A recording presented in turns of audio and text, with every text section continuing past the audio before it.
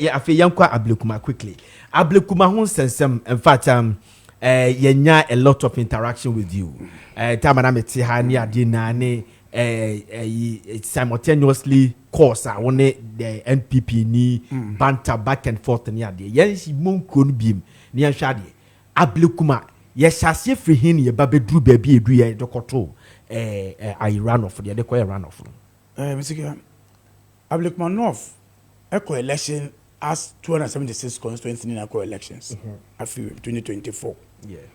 Almost 280 polling station plus one special voting center.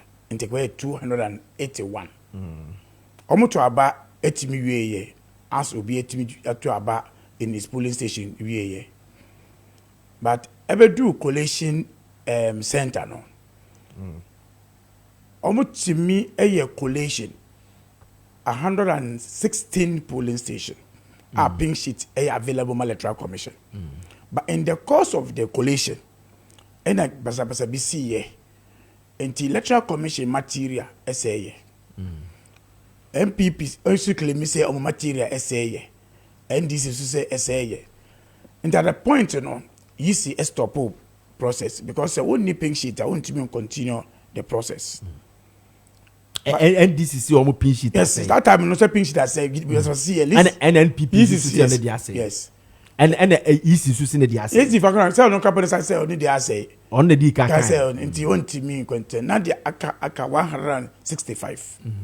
Na then a basa ne buy. Basa there no that was election day.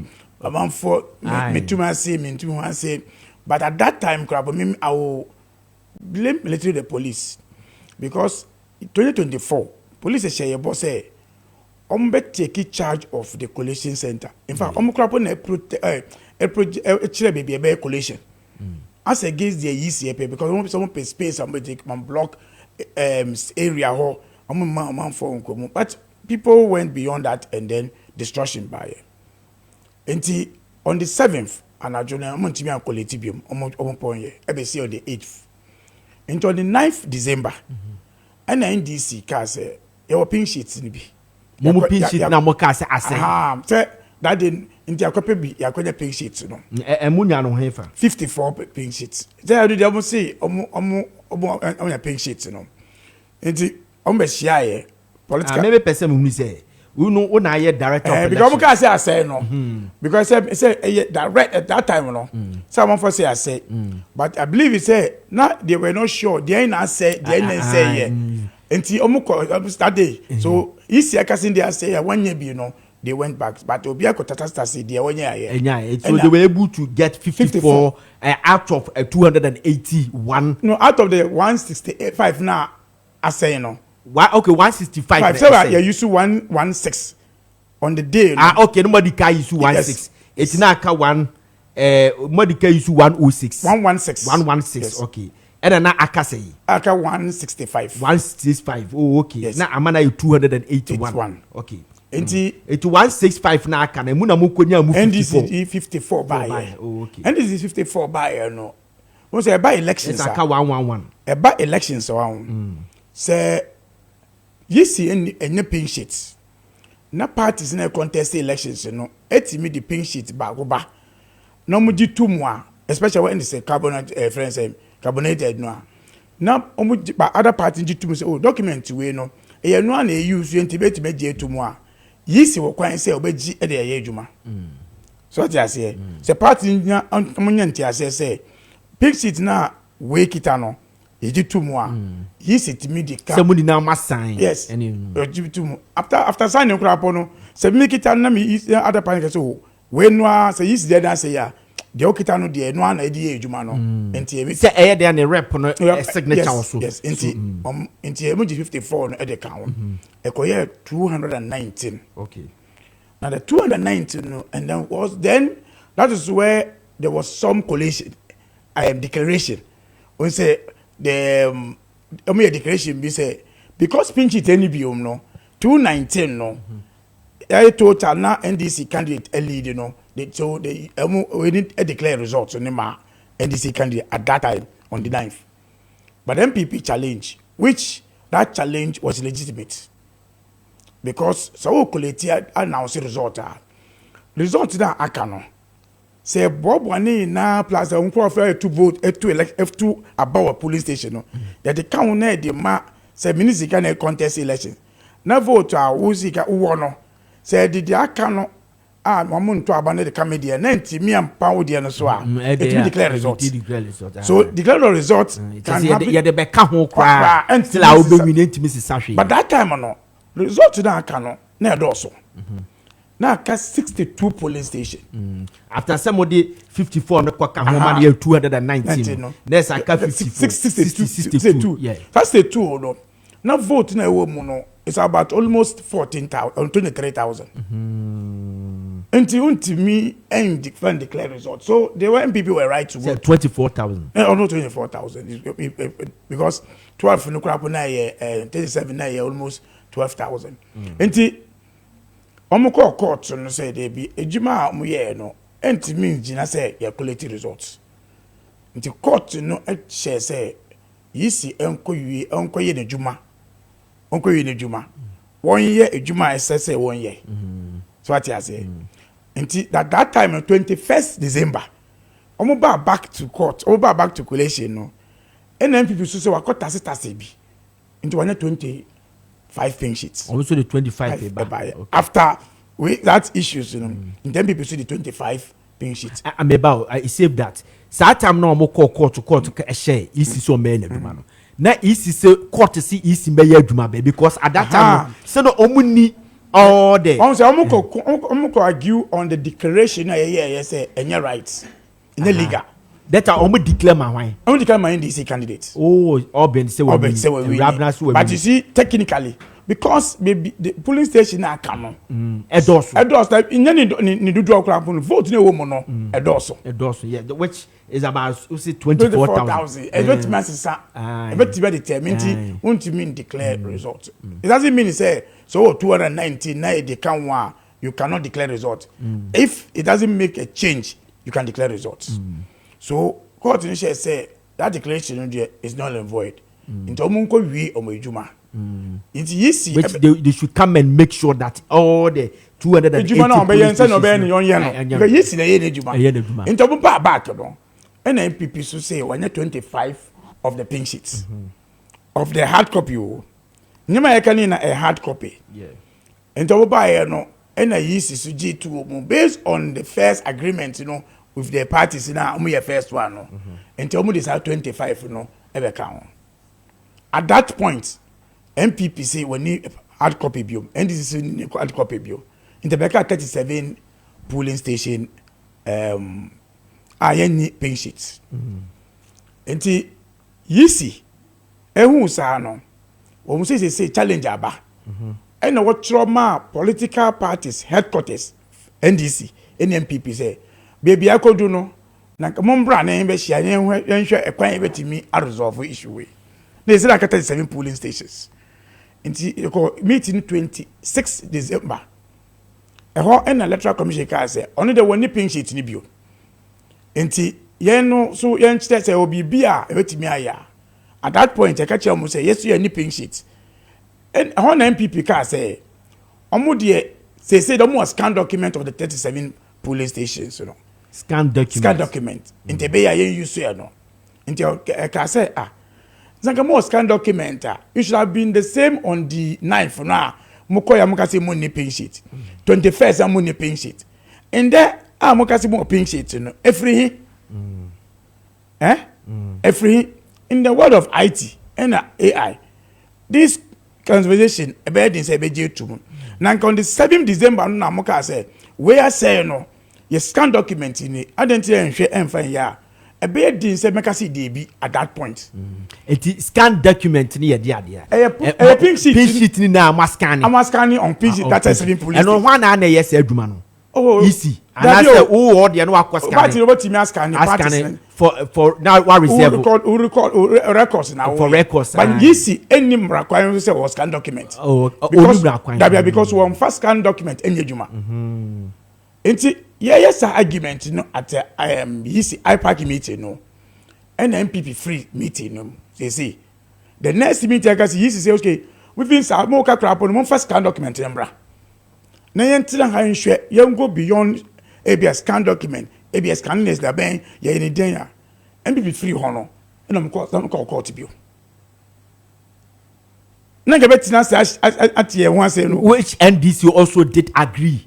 That be, agree say no mo fambra Scan document at the high park level because enye just mere scan we go beyond how did you scan it phone ben or the e be boya ina na ka be a first solution NPP free ho that means you don't say mo fam scan document bra no and mo say call court bio call court on application of McDonald's McDonald's no so no o share aban institution say ya bibi at that time want to be in case me wade no ana me ni bi what you say McDonald's ne me chemu tietifo say in law na che say me hye say e ka che court say on hye say yes adi o yes say enti court say yisi koye yisi so oh I only say you can force the horse to the riverside but you cannot force him to drink the water no but yisi allow himself to be forced to drink the water scan document na ya nhwe mu enwie no ena yisi kwaji tu mu say what the collation so what you say because who's a court want to be bia into buy no the only thing that yisi could have done. So what did the court tell that be McDonald's say o say ko wie ojuma one can use scan document ba say o ka say o ko wie aduma eyen hye ma kire ojuma na ka obeye eyen hye na ojuma na obeye no e na ko ye Friday we no say me nipping sheet but me ejuma no me ni result no I'm declaring the area for rerun so we can finish the program. And I'm person me say the NPP application NPP de court no no share isi so be rerun but was when you the scan that be one can scan because the NPP also didn't take scan to the area. Okay, so almost share because see the assumption is say NPP call here no to say isi e was scan our document and among your collation. Okay. That's the understanding of the judge. Say wakita document na one year collation into collation more being stop. Okay, said the first court no collation no they were able to have some pink sheets. So you say available space no for hard copy document. Perhaps you can use incomplete. Memma obim get the police and everyone to give the protection to go and do the work. And don't buy no, and I'm use MPP scan documents. Without even understanding that scan document, MOG. At that point, you know, I'm afraid inside of my friend party, no, and I'm afraid almost all my friend agents. So they went there to do collation. You know, after my collation, and I'm say 3 polling stations. I'm one person. I'm going to issue no. That's easy. You see, now because MPP, I'm going to issue scan no, and I'm having a challenge of 3 polling stations. And I be in GDB so now they came back to report to IPAC. Oh, okay. So save that. Time now no more yes scan. There were no NDC rep. In fact, per our argument, they say I'm free.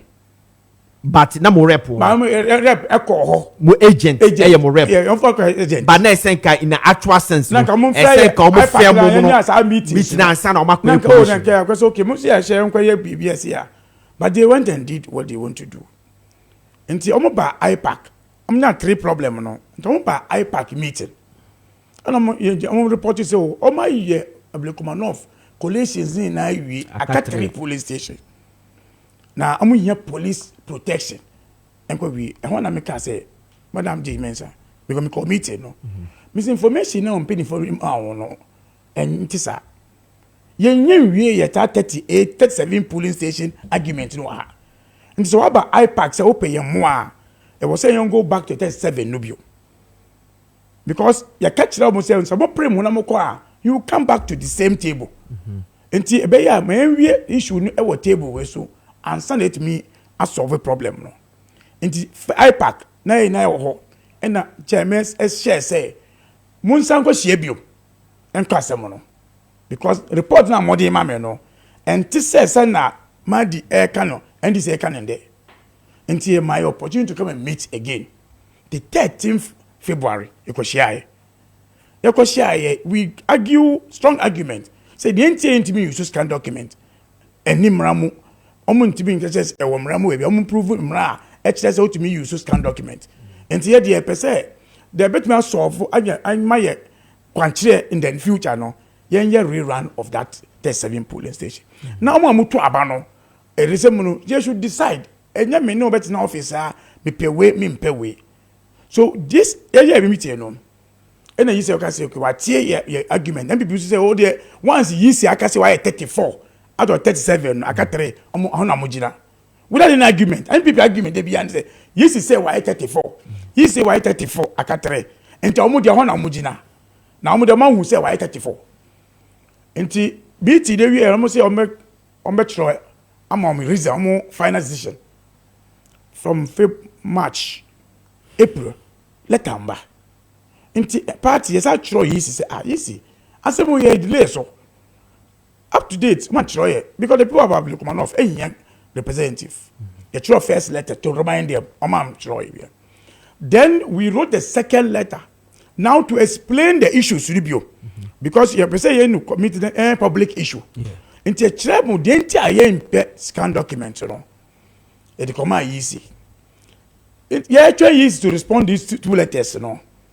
And you say why a press conference say omo de mawi omojuma omo nya police ndo omo ko share police am omo protection to go and then finish the elections that was around in May into omo ko na me friend Dr. Bosman say you no more asem at least need you mukra no say mo nya conclusion kra pa mo try na mo frɛ ye no so 20 minutes time one letter letter na ready my response 20 minutes time amba that day full day amba so the next day and of course our press conference to meet IGP almost share IGP because it is almost share IGP into the trauma IGP say you see be shamo based on some amount Canada ye pe say woman ye kwanya say montie ansa na collation bia say be ya be je to mu that IGP change that change near yasama so Dr. Yonu no okay inti yi se ko share police njobe a press conference say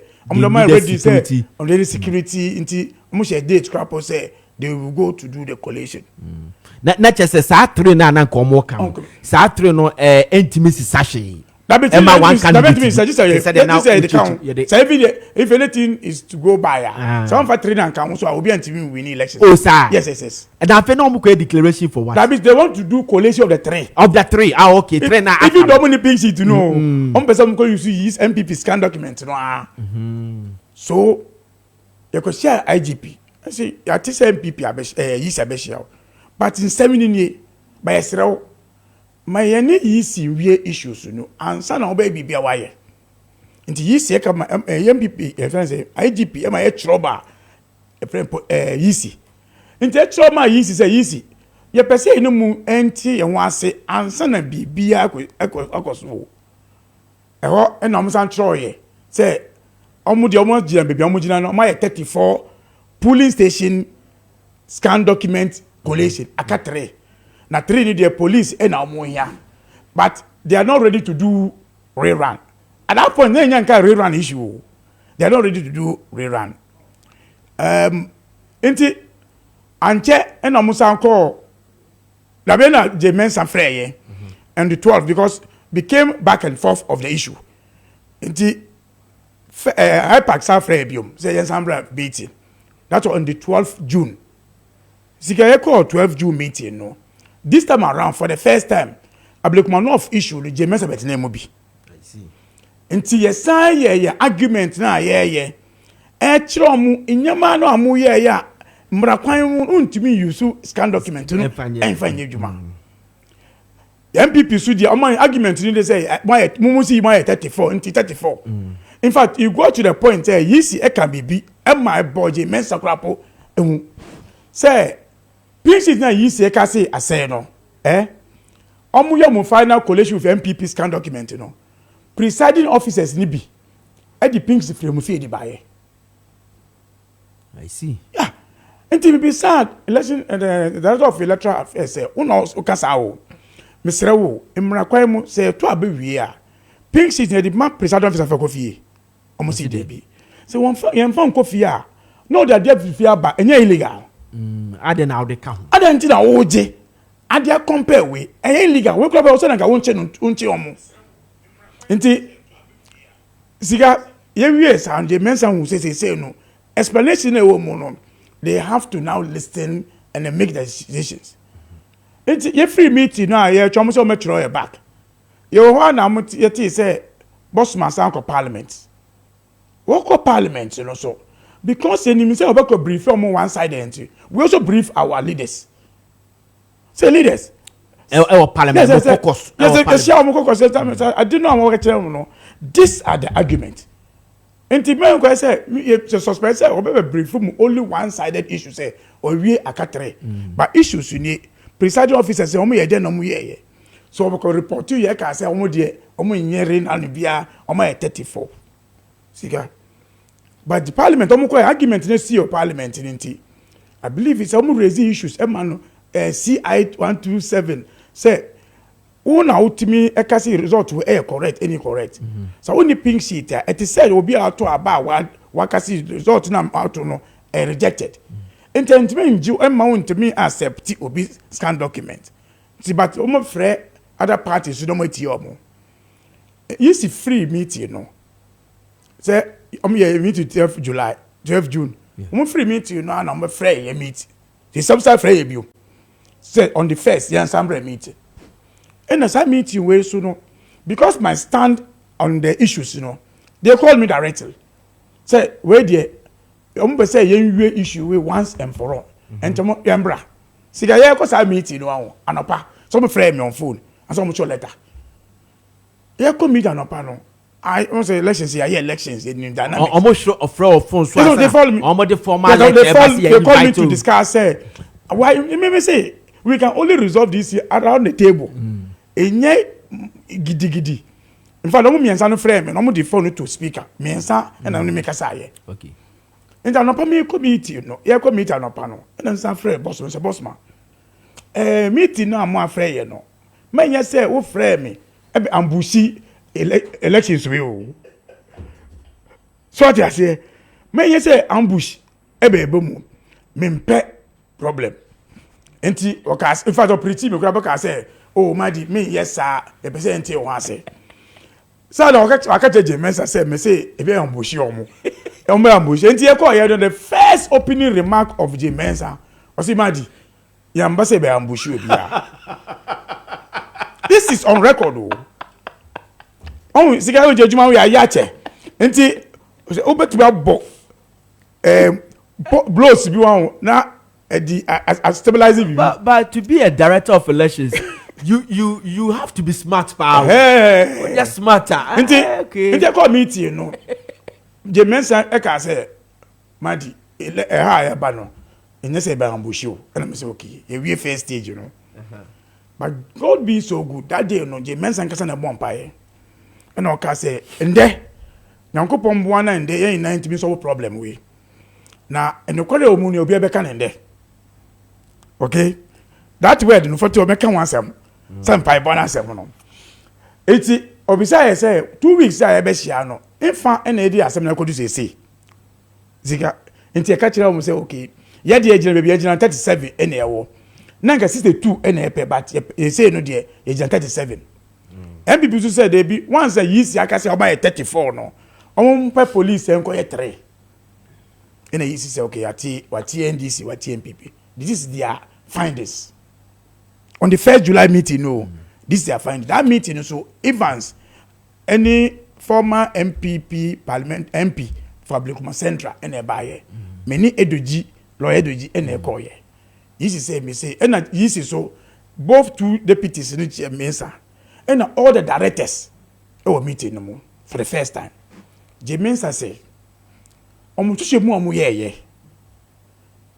Friends, and scanning document of MPP no. Omu ye validation no. So also omu ndi ntumu no. Omu timi ye only 18 validate only 18 out of 37 no. Omu ye only 18. Na who say 3 e wo hodada. Yenye 16 no aka no de oye hu juma mutumi validate ye no Mr. Benjamin banu bi no wantimi anya obia ontimi anya document bi anya yisi presiding officer bia ntimi amboa amontimi validate document no enti because of say omontimi validate 18 omonya presiding officers of 18 polling stations and agents so ewo ho once a agent e wa je tumu no omoyi 18 every 37 no let's akoka 19 but 19 no de omantimi anya presiding officer bia mbeji ntumu okay enti omuka asa no ebo MPP for bri eje mention kan say decision ni MPP say more evidence say yeah all the 34 validation amanaka 3 munka wa amanka hwe musumi officers misuma am say munye djuma no say mu was boy 34 bi am afi na me mo me no different na munka obi aso ntimi anka bibia na say NPP for coin they were not able to defend Satri na aka no adabi omu defend but then madam Jinmen Sanya kan say omu hwehwemu no aba ne kire say na tie no omantimi apu ma dia issue I'm telling you omantimi anka say debi ye wo ho no polling station 19 no and 16 no menya president office ebeye omantimi anka I'm telling you the only thing guys say so away or what they be the man can't try. That's the only word. It can be baby. Yes.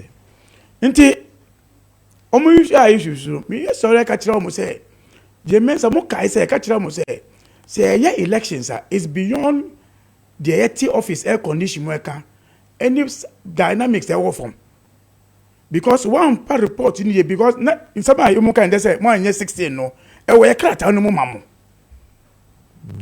even though yamba hono it will truck crata say police station man validate but bubu ya asem ne guye man to bu anye checks no so Jameson bisa obi ever thought now go say question ni monsieur mo almost for about 5 minutes no be antimi nkasa I see ni director for electoral affairs I have Mr. Benjamin Banobio and oka say ono na eye lead this process no because share all the 19 presiding officers, almost see they are not ready to come out to come and validate any scan documents. Until only baby I'm going to do the NG 18 no into. Okay. So in Krawa Boninano, and then I may arrive on the 19 police station at Yakokora. Until Hono, me said MPP first say they didn't accept the decision. Meeting us. We say accept decision. A press conference. Say they didn't agree. There was conclusion. And I'm just so almost press conference say meeting at the meeting no more accepted there. I said run of 19. But after this new year is my date of elections. Date now it's what discussed at the meeting Say Anji went tomorrow. Will we have discussed time of the elections? Yes, he catch say elections, within from the day now share, in 2 weeks' time, within that time, date be bom. Share date be suitable. So yanko juma towards the 2 weeks. Ye free we should but the date or date be but share the exact date, but I am beyond 2 weeks. So to be within the 2 weeks. Until Okra make I say, Madam Adentina, we look up every 1 week. No, PNG a winning free because that's it back and forth. In terms of yes. 2. Say MPP and Jan tomorrow we discuss security at the meeting. For rerun. Or the rerun. Of the rerun. But not a security say 3 police stations on the rerun. In fact, the person who raised the security issue was from an MPP rep. Say how sure can we protect the people of Ablokomanov? That until the mention can say no, be involve all the team to look at the security issues and assure. Again, they also raise into Muno.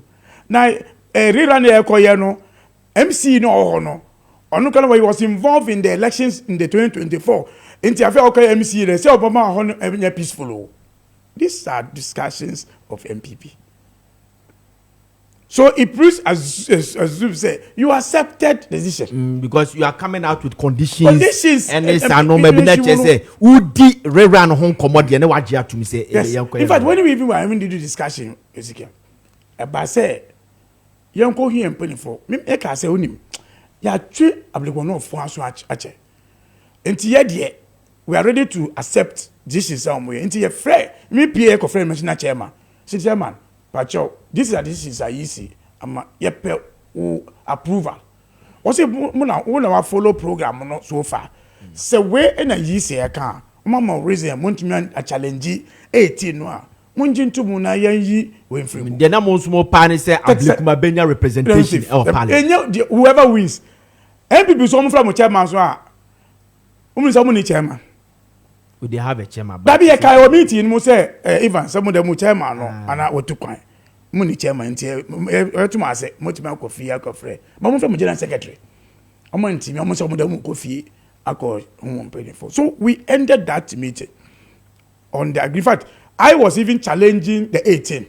And the men secretary said, "Madi, don't go to that way." The 19. The 19. That be 18 no. Omuji two mono. Okay. Na can say omonche ya kwan ya. Omudi kwa me say, "Oh, na adomi kwa benyamadi." Wo kai say enya presiding officer and agent eji police station back to mo. And the sa kwan no ana. Yeah we. Until we ended the meeting. And it is the best solution because unim by elections so many years in nipping sheets. Na parties argument on their issues.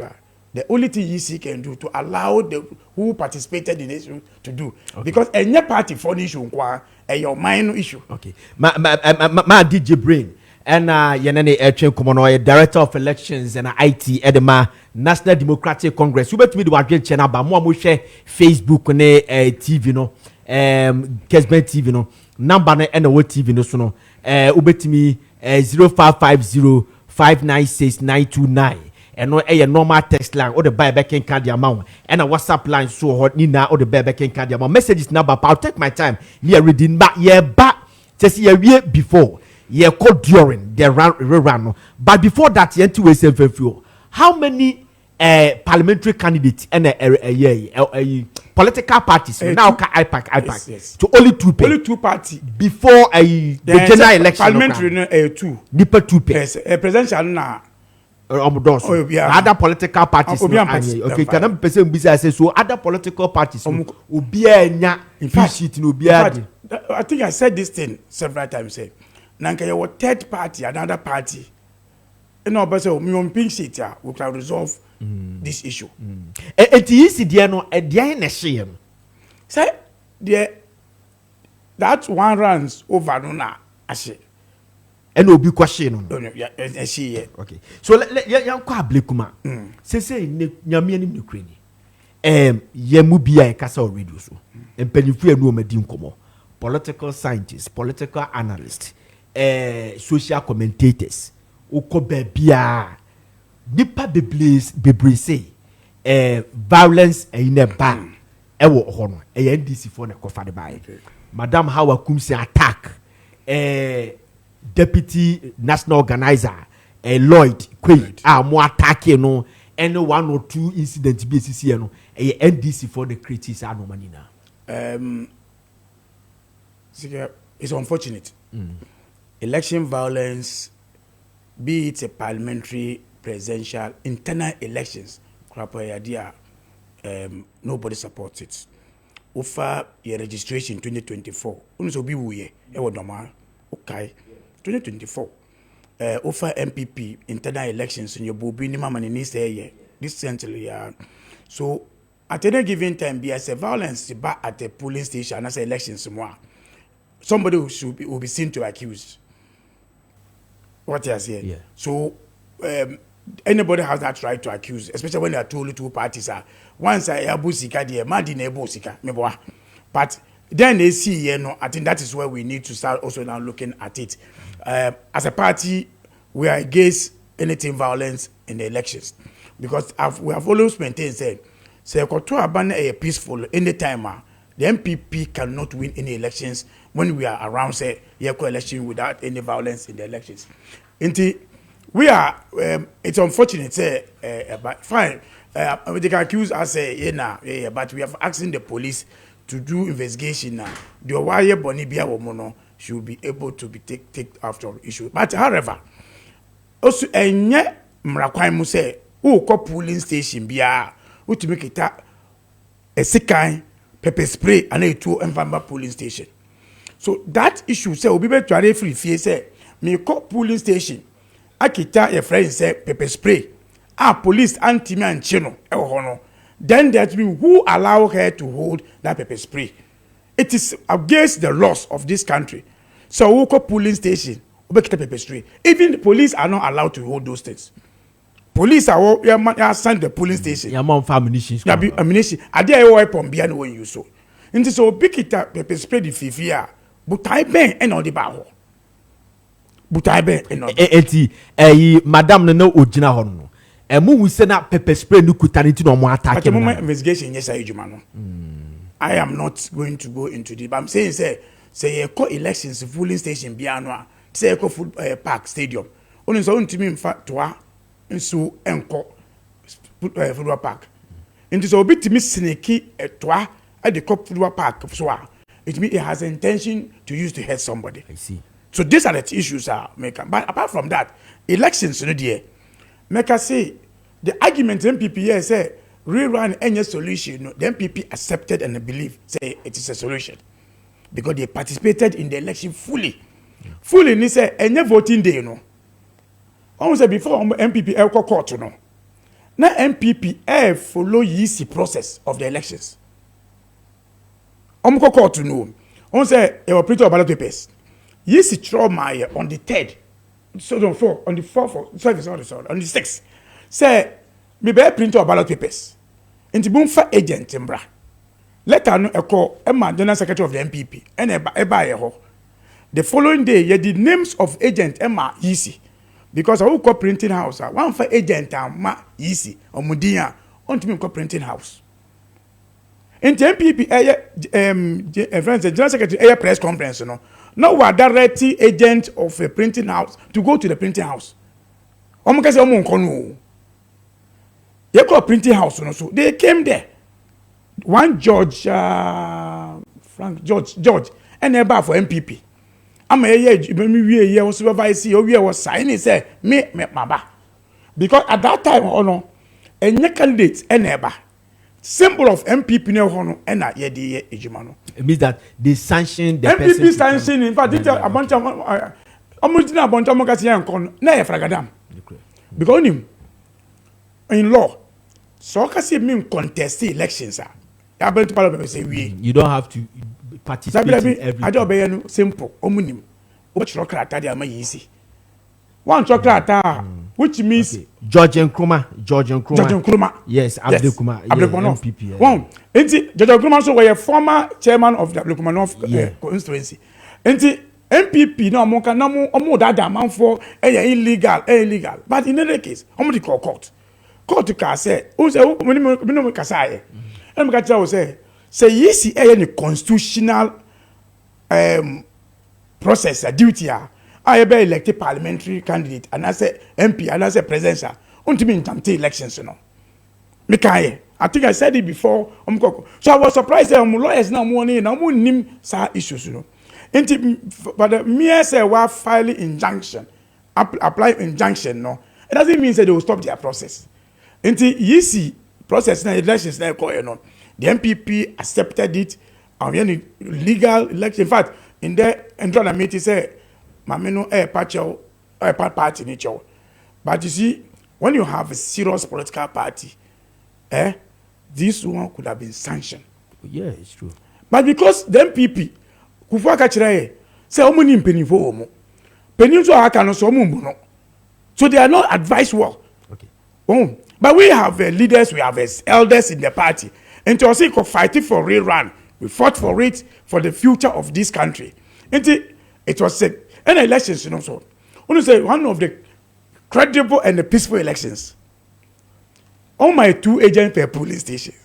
Okay. Nobody in any of the polling station signed say elections we mean result. Okay, say election na election ya crowd ya TBBA but only say that is why amudi nkwanchan issues no ebe say the credibility of mama di ye branding no em say the pese enya no ayenya na ye papa mu ebrasem no be san babio so the fia de no ne never say me no ha ye obesan babio but ti we free home me okay madam Jimensa o hwe back and forth na se me ankasa kra na me ne wotu a ye di nkomi se me investigate anase me guesstimate normal na ekoso na echi o sa be ka kire yen se NPP form there which she could have done it way back am ya solve problem no and then the election 2020 we declare 2 times I for website to are different limited registration almost the numbers bad Dr. Manobuama a dispute to almost no creator no ma be to BVD machine e bi nyirai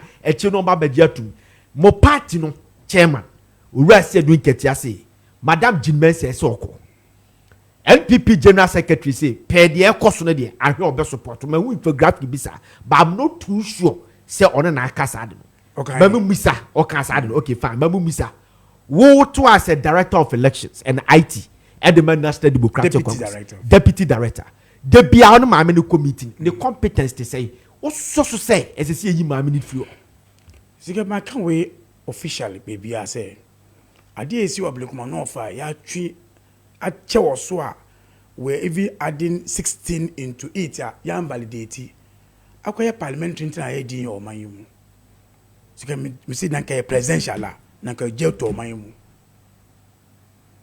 so if they have showed this character information or you validate then you go to parliament you validate okay police una we problem no enye o my security ebeye when you know say why illegality 16 for 16 regions illegality in presidential in 2028 if the same people were going to manage elections what kind of election do we all get?